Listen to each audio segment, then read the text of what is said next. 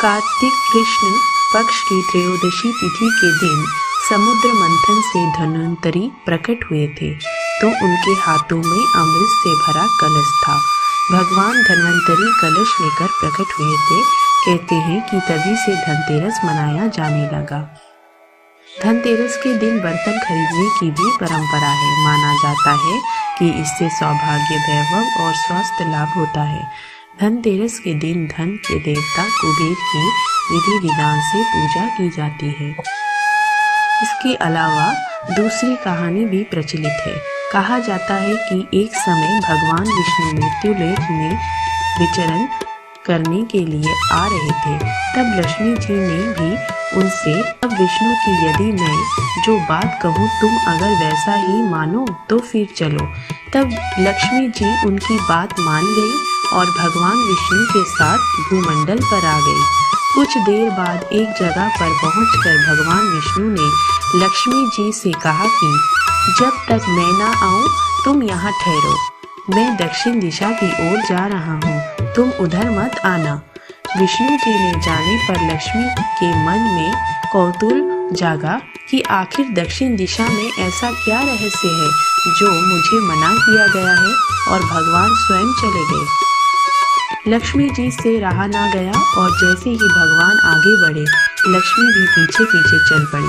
कुछ ही आगे जाने पर उन्हें सरसों का एक खेत दिखाई दिया जिसमें खूब फूल लगे थे। सरसों की शोभा देखकर वह मंत्रमुग्ध हो गई और फूल तोड़कर अपना श्रृंगार करने के बाद आगे बढ़ी। आगे जाने पर एक गन्ने के खेत से लक्ष्मी जी गन्ने तोड़कर रस चूसने लगे।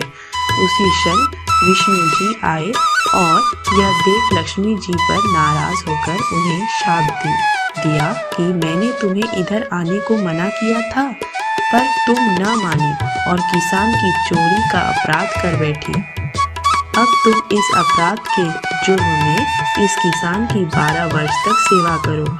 ऐसा कहकर भगवान उन्हें छोड़कर क्षीर सागर चले गए। तब लक्ष्मी जी उस गरीब किसान के घर रहने लगी। एक दिन लक्ष्मी जी ने उस किसान की पत्नी से कहा कि तुम स्नान कर पहले मेरी बनाई गई इस देवी लक्ष्मी का पूजन करो, फिर रसोई बनाना, तब तुम जो मांगोगे मिलेगा। किसान की पत्नी ने ऐसा ही किया। पूजा के प्रभाव और लक्ष्मी की कृपा से किसान का घर दूसरे ही दिन से अन्न, धन, रत्न, स्वर्ण आदि से भर गया। लक्ष्मी ने किसान को धन धान्य से पूर्ण कर दिया। किसान के 12 वर्ष बड़े आनंद से कट गए। फिर 12 वर्ष के बाद लक्ष्मी जी जाने के लिए तैयार हुई। विष्णु जी लक्ष्मी जी को लेने आए तो किसान ने उन्हें भेजने से इनकार कर दिया। तब भगवान ने किसान से कहा कि इन्हें कौन जाने देता है, यह तो चंचला है, कहीं नहीं ठहरती, इनको बड़े बड़े नहीं रोक सके। इनको मेरा शाप था, इसलिए 12 वर्ष से तुम्हारे सेवा कर रही थी। तुम्हारी 12 वर्ष सेवा का समय पूरा हो चुका है। किसान हठपूर्वक बोला कि नहीं, अब मैं लक्ष्मी जी को नहीं जाने दूंगा। तब लक्ष्मी जी ने कहा कि हे किसान, तुम मुझे रोकना चाहते हो तो जो मैं कहूँ वैसा करो।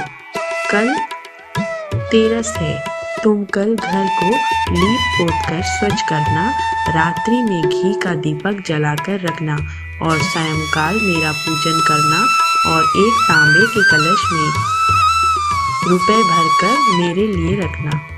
मैं उस कलश में निवास करूंगी, किंतु पूजा के समय मैं तुम्हें दिखाई नहीं दूंगी। इस एक दिन की पूजा से वर्ष भर मैं तुम्हारे घर से नहीं जाऊंगी। यह कहकर वह दीपकों के प्रकाश के साथ 10 दिशाओं में फैल गई। अगले दिन किसान ने लक्ष्मी जी के कथनानुसार पूजन किया। उसका घर धन धान्य से पूर्ण हो गया।